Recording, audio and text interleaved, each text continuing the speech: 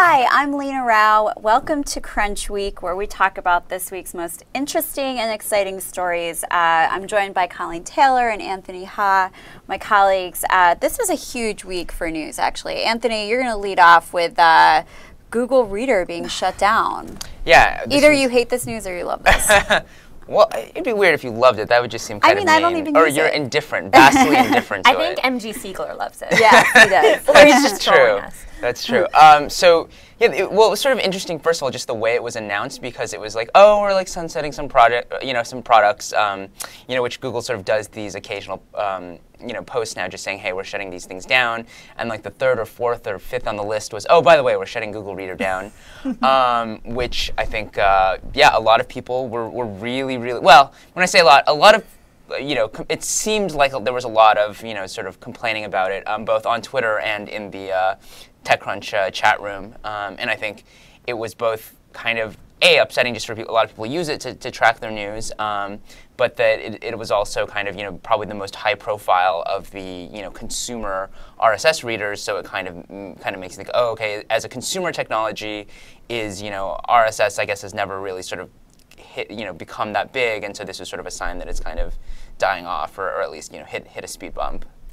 The Venn diagram of people who use Google Reader and love Google Reader and are in the media is kind of like there's a huge overlap there. So I think that's why all the gnashing of teeth when this was announced. I am so upset about it. I continue to be so upset. Are you? I open up my Google Reader, every day, several times a day, and it makes me really sad now to know that I only have a couple months left with my darling. I have the same thing where I open it up and I feel this sense of like, like I'm saying goodbye. Yeah. I thought that image that Drew Olnoff, our colleague, had written a post about it, and it was like, Google Reader will be shut down. It was like July 2013, right? I have to say, Drew, in his post on TechCrunch, made a really good point. Like, we all used it, but like the normals, the people that are not the tech reporters or tech people or live in Silicon Valley, never did. And it never, the underlying technology never really took off. I don't even think that's, I have no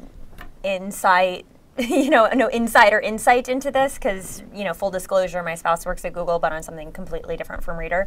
And if anything, I'm just more critical of them now in the decision.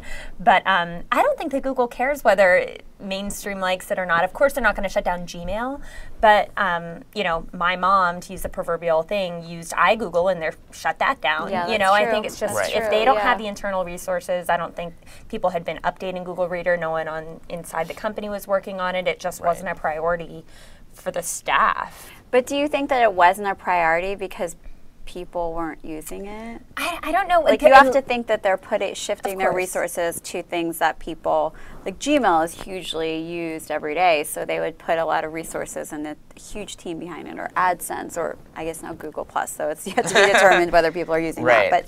But yeah, I think, I think you have a good point, though. Like, it's interesting to sort of see what's happening behind the scenes with what their decisions are, with how they're shutting products down, or because it seems like they're doing it pretty regularly these days. What bothers me about coverage of this, and TechCrunch has been guilty of it, and I can yell at Drew in person, but I don't think that this means RSS is dead. I'm so tired of that overlap happening. RSS is a technology that underlies a lot of different applications. Guess what? If you're using Prismatic, the things that are making those stories ping Prismatic, or any other app, Site, Pulse, there's RSS at play there too. What the RSS protocol, the technology there isn't dead because one RSS reader didn't take off. Well, I think that the distinction is between sort of RSS as a consumer technology, as a way of consuming news, as opposed to essentially a distribution mechanism and technology for publishers. And it seems like as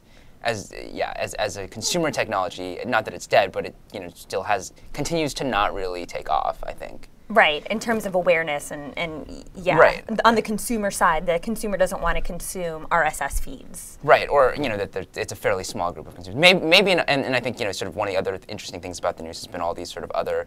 This is sort of, I think, inevitable whenever a big sort of tech product is killed, or perception-wise, what seems to be a big tech product is killed. As you get all these startups saying, "Oh, we're going to help out," and like we have like a replacement or whatever. But I do think I do wonder to what extent it's not big enough for it to be worth Google's time. And so they all they said was that the usage is loyal but declining, which also kind of seems to contradict itself. Because but I think that what may not have been worth Google's time might be worth like a small startup's time or something like that. Dig, right? Dig is, and then and then Dig announced that they're doing a reader and and then I think Reader using Google Reader API, right? I believe so. Yeah. So that could be the silver lining. If anything, I talked to a couple people over the past couple days, and they said, this is actually good because Google Reader was just good enough that people like us didn't try out a new reader, or nobody built a new really good RSS reader. So now that it's getting out of the way, then something that deserves it can get some traction. Right. Well, so Colleen, you actually you're one of our Android users, so I'd love for you to talk about what happened this week with the Samsung Galaxy S4. This was rumored to be like one of the best Android devices, the most high-quality Android devices to date to launch. And what we're hearing is that it completely delivered. Awkward, atrocious event aside, which Anthony should talk about, but the device itself, our own Jordan Crook wrote a really extensive review on the S4, and she minced no words in saying that this is clearly the best Android device, and right now might even be the best phone on the market today. Better than the iPhone. Better than the iPhone. So spoken like someone who's hidden their new iPhone behind their laptop screen. Well, it's very shiny and new. I'm so proud of it. I switched over this week, readers, from an Android phone, so I'm very proud to now be a iOS fan. But yeah, we're missing out on the best phone ever, apparently. I know, and I just got my Nexus 4 in the mail last week, and now, of course, but we don't have a launch date yet. We don't even have a price yet. I'm sure it'll be very competitively priced. This is a Samsung phone, but people are really excited about the S4.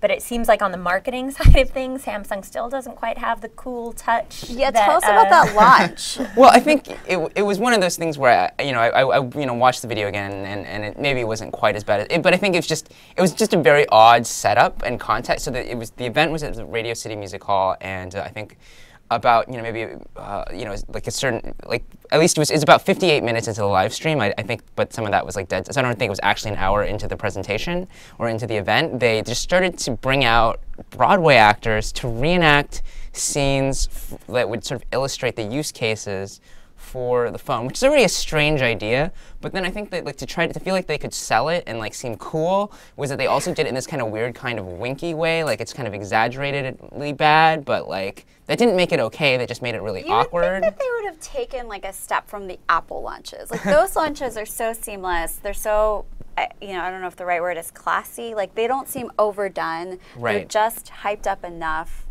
And I don't understand why they take it to this level. Well, I do think there's an argument to be made that that the Apple launches, especially if you have a Steve Jobs figure. I mean, those are amazing because he's there. If you have, the other ones I think go well too. They probably don't go as well because there's not someone quite with that charisma. Right. But I think that the idea is that if you just sort of do that, but you don't do it quite as well, then you just look lame. Yeah, because I was not the right alternative. Right. Yeah, because they figure, well, we can't be Apple. We're going to do something completely different. But I was at the Microsoft Surface launch last year, and I remember it just feeling so much like they were just clearly doing the Apple playbook, and it was just a little awkward. So maybe it's good to try and do something so completely different. Right. But this one felt a little flat. But yeah, in retrospect, it's not as bad as maybe Qualcomm CES. Oh, I was just going to say, that was just a craziness. It was like Cirque du Soleil really up bad. there. Right. So, I mean, it's been a year for, and other people have brought up other, actually the Samsung event 4 years ago was even worse. It just seems like,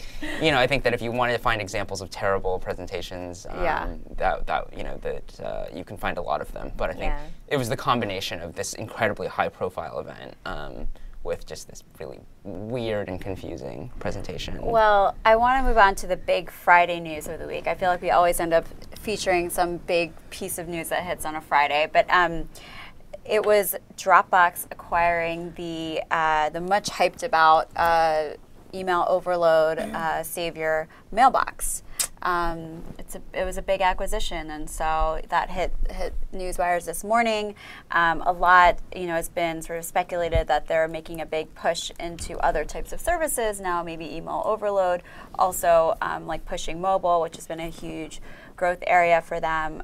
But I think what was most surprising about it is that Mailbox just publicly launched like a month ago.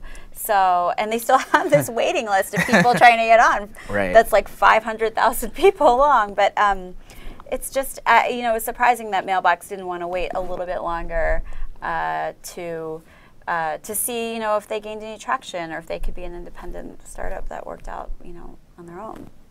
Yeah, it seemed like, but I think there are, the flip side, of course, is when you have sort of this big launch that goes really well, and you have, an acquiring company that presumably is making a really good offer and seems like a really good fit. I mean, it's kind of like, hard, yeah. Maybe in 6 months, actually, like, we will, like this, we're not going to be sort of as high profile as we now, and actually we'll have to sort of take terms that are like worse than what we're being offered now. Maybe like this is the time to do it. Right. Yeah, and they were clearly, very publicly having, I don't want to say issues because it's, has a bad connotation, but they were having scaling challenges. Right. Everyone was so, obviously you found out exactly where in line you were to get the Mailbox app, and it was like impossibly long line. There's only 13 people at this startup, and what we at TechCrunch had been hearing was that, Orchestra, the company behind Mailbox, had gone out and they were looking to raise more funding. So either way, they were going to need more funding, or they were going to have to get acquired just to accommodate the demand that they were having.